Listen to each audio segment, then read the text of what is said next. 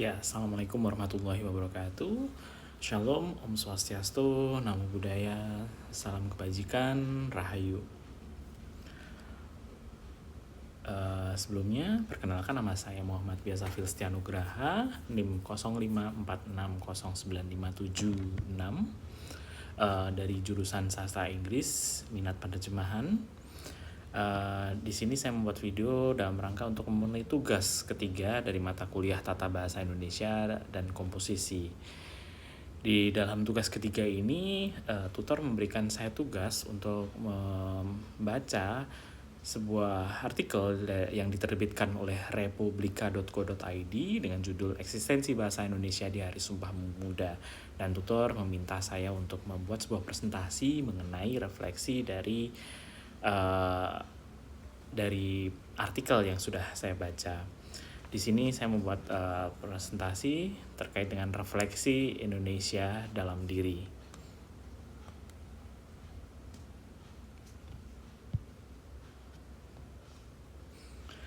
Ya, Ibu tutor yang saya hormati, pada kesempatan ini saya ingin mengajak untuk kita semua untuk merenungkan sebuah pertanyaan penting, merefleksikan pada diri sendiri. Masihkah kita bangga menggunakan bahasa Indonesia di tengah derasnya arus globalisasi?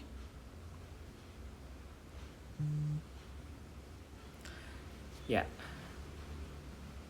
bahasa Indonesia bukan sekedar alat komunikasi. Bahasa Indonesia ini adalah sebuah alat identitas bangsa, sebuah simbol persatuan, perekat keberagaman.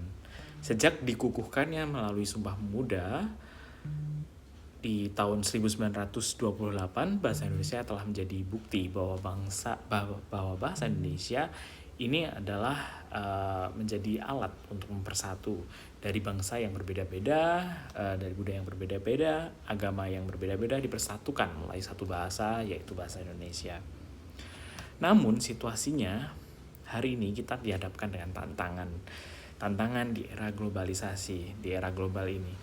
Media sosial, game online, media Facebook, Instagram, dan YouTube, musik, film, teknologi membuat bahasa asing itu seperti mainstream, terutama bahasa Inggris, menjadi mendominasi di ruang komunikasi kita dalam banyak aplikasi, dalam banyak tayangan. Kita sering dihadapkan dengan kata-kata yang tercenderung gado-gado, bercampur seperti meeting, deadline, scroll, konten, update, yang seolah-olah dalam kutip menggantikan kosakata bahasa Indonesia. Padahal dalam bahasa Indonesia sendiri memiliki padanannya. Contoh yang paling sederhana adalah PowerPoint kalau andai kata ini adalah dari bahasa asing yang mana kemudian ketika di Indonesia kan itu adalah Salindia. Mungkin belum banyak yang mengetahui hal ini. Dan fenomena ini itu sebetulnya kalau bisa dikatakan buruk, ya tidak selalu buruk.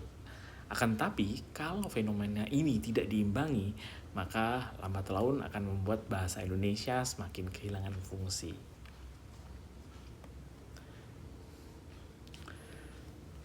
Lalu mempertahankan bahasa Indonesia ini penting. Ada 3 alasan penting kenapa bahasa Indonesia itu harus dipertahankan. Yang pertama adalah karena bahasa adalah sebuah identitas bagi bangsa. Yang kedua, bahasa adalah berfungsi sebagai alat, sebagai bahasa pengantar ilmu pengetahuan, sebagai bahasa pengantar untuk generasi kita belajar.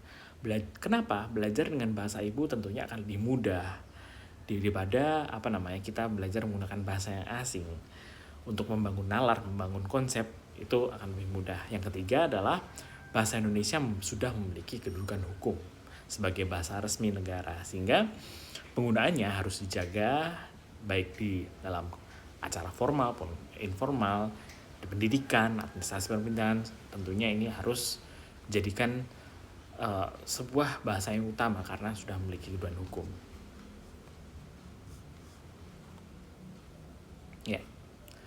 Akan tetapi Usaha mempertahankan bahasa Indonesia juga tentunya ada kendala tersendiri. Di antaranya adalah sikap dari masyarakat sendiri yang menjadi kendala.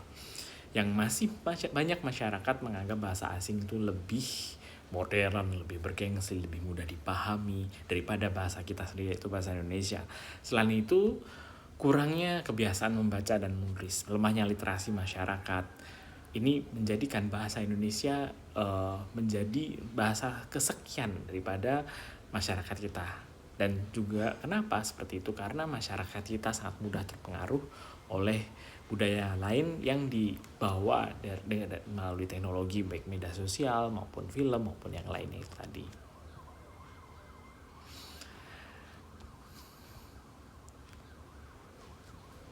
Baik, lalu kemudian langkah konkret apa yang bisa kita lakukan, baik secara personal maupun secara komunal? Langkah konkret yang bisa kita lakukan adalah misalnya dengan menggunakan bahasa Indonesia sebagai bahasa keseharian. Bahasa Indonesia yang baik dan benar itu seperti apa sih? Kita praktekkan, kita gunakan dalam ruang-ruang publik, termasuk di media sosial, membiasakan membaca buku-buku, artikel, jurnal, atau karya ilmiah berbahasa Indonesia. Terus kemudian menciptakan konten kreatif melalui Instagram, Facebook, vlog, podcast, atau yang lainnya yang menjunjung bahasa Indonesia sebagai bahasa utama. Kemudian lingkungan pendidikan, sekolah, kampus juga harapannya dapat memperkuat pengajaran bahasa Indonesia dengan konteks melibatkan teknologi. Tentu tujuannya apa? Supaya generasi muda tidak bosan terhadap pelajaran yang monoton, dilibatkan teknologi supaya generasi muda bisa lebih menarik lagi untuk mempelajari bahasa. Dari pemaparan saya tadi, saya dapat menyimpulkan bahwa mempertahankan bahasa Indonesia bukanlah sekedar tugas dari pemerintah, tanggung jawab lembaga pendidikan, bukan, tapi adalah tanggung jawab kita semuanya. Dan globalisasi itu tidak harus menjadi ancaman. Justru kita bisa menjadikan bahasa Indonesia bisa mampu berdiri sejajar dengan bahasa yang lainnya. Mari kita jaga bahasa Indonesia dengan bangga menggunakan mari kita jaga bahasa Indonesia dan bangga menggunakannya dalam keseharian kita, karena selama bahasa kita tetap hidup, identitas bangsa kita akan tetap terjaga. Terima kasih. Wassalamualaikum warahmatullahi wabarakatuh. Om Santi Santi Santi.